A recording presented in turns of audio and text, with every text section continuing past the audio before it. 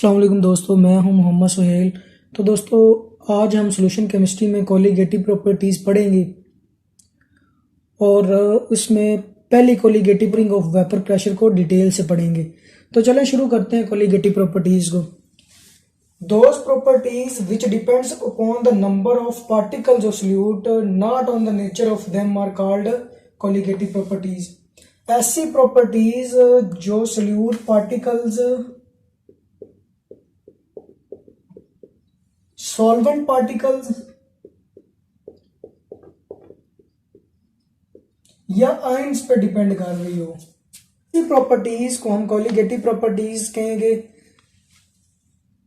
अब सॉल्यूट के पार्टिकल्स पे डिपेंड कर रही है, लेकिन ये नहीं कर रही कि कौन सा सॉल्यूट हमने लेना है, नेचर पे डिपेंड नहीं कर रही। तो ऐसी प्रॉपर्टीज को हम कोलिगेटिव प्रॉपर्टीज कहते हैं। ये प्रॉपर्टीज चार तरह की होती हैं, जिसमें लोवरिंग ऑफ वेपर प्रेशर आ जाता है, एलिवेशन ऑफ बॉइलिंग पॉइंट है, डिप्रेशन ऑफ फ्रीजिंग पॉइंट और ऑस्मोटिक प्रेशर है।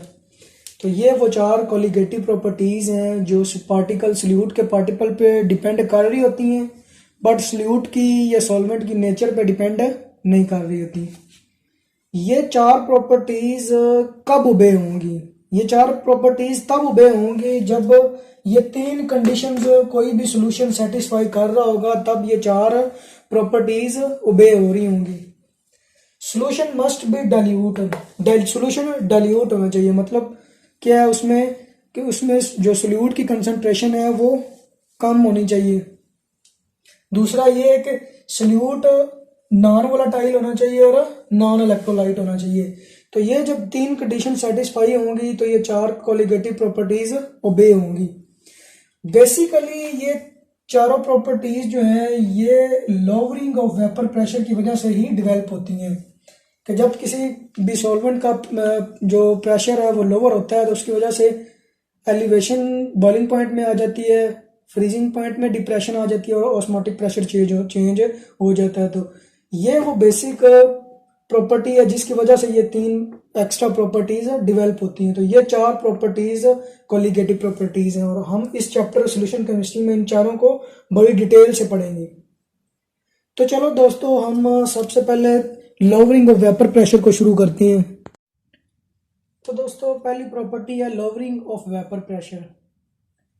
अब एक कंटेनर में मैंने सॉल्यूट डाला हुआ है जो कि प्योर है और यह सॉल्यूट वोलेटाइल है, इसके वेपर्स बन रहे थे। इसके अंदर मैंने सॉल्वेंट डाल दिया, अब ये सॉल्यूशन बन गया। अब सॉल्वेंट कैसा मैंने डाला? सॉल्वेंट ऐसा डाला जो नॉन वोलेटाइल और नॉन इलेक्ट्रोलाइट था। नॉन वोलेटाइल होने की वजह से इसके वेपर्स नहीं बन सकते थे। अब यहाँ पे क्या था, यहाँ पे पूरी सरफेस, जो ऊपर पूरी सरफेस थी, वहां पे पहले सारे पर जो मॉलिक्यूल्स थे वो सॉल्वेंट के थे। तो वहां पे पूरी सरफेस से मॉलिक्यूल्स वेपोरेट हो रहे, वेपर्स बन रहे थे। तो यहाँ पे क्या हुआ है, यहाँ पे कुछ सरफेस जो है वो सोल्यूट पार्टिकल ने वहाँ कुछ सरफेस ऑक्यूपाई कर रही है, तो इसलिए वेपर तो बन रहे हैं, वेपर सॉल्वेंट के तो बन रहे हैं इसमें भी, लेकिन वो कम बन रहे हैं। तो इसको हम कहते हैं कि ये लोवरिंग ऑफ वेपर प्रेशर है। तो चलें इसको हम ड्राइव भी करेंगे तो देखते हैं ये लोवरिंग ऑफ वेपर प्रेशर क्या होता है। तो दोस्तों, लोवरिंग ऑफ वेपर प्रेशर क्या होगा? When non volatile non electrolyte solute is dissolve in volatile solvent, it's vapour pressure is lowered, this is called lowering of vapour pressure. वो मैंने बताया था कि जब हम प्योर सॉल्वेंट जो वोलेटाइल होता है उसके अंदर non volatile non electrolyte solute dissolve करते हैं, तो जो सरफेस है सॉल्वेंट की, उसकी सरफेस पे कुछ सॉल्यूट पार्टिकल्स आ जाते हैं, तो इसलिए उसका वेपर प्रेशर लोअर हो जाता है। According to Raoult's law, relative lowering of vapour pressure किसके इक्वल होगा? मोल फ्रैक्शन ऑफ सॉल्यूट के। Since mole fraction of solute किसके इक्वल होता है? Number of moles of solute total moles. क्योंकि ये सॉल्यूशन डाइल्यूट है इसलिए number of moles of solute number of moles of solvent से बहुत कम है, तो इसीलिए मैं डिनोमिनेटर में इसको N2 को निग्लिजिबल कर रहा हूँ। तो यहाँ पे ये आ गया। अब जैसा कि हमें पता है कि नंबर ऑफ मोल्स किसके इक्वल होता है? Weight over molar weight. अगर 2 है तो 2 के लिए 2 हो जाएगा, 1 है तो 1 के लिए ये हो जाएगा। इन दोनों को इक्वेशन नंबर 2 में पुट किया तो ये आ गया, इसको मैंने रीअरेंज किया है तो ये आ गया। इस पूरी इक्वेशन को मैंने पुट किया इक्वेशन नंबर 1 में, तो मेरे पास relative lowering of vapour pressure इसके इक्वल आ जाता है।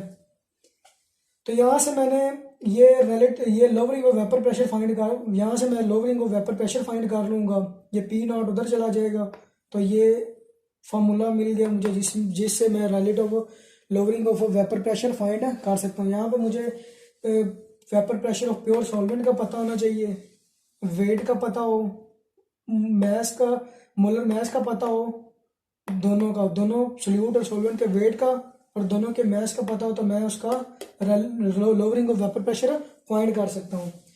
तो दोस्तों इस फार्मूले को रीअरेंज करें तो अगर मुझे सॉल्वेंट का बन जाएगा, अगर मुझे सोल्यूट का मोलर मैस फाइंड करना है तो मैं इसको यूज़ कर लूँगा। यहाँ पे हम इस इक्वेशन को में से कोई भी चीज़ फाइंड कर सकते हैं। यहाँ पे देखें ना, ये M2 में फाइंड करता हूँ, यहाँ पे कोई और चीज़ भी अननोन हो सकती है, तो इस फार्मूले से हम ये 5-6 चीज़ें जो है वो फाइंड कर सकते हैं।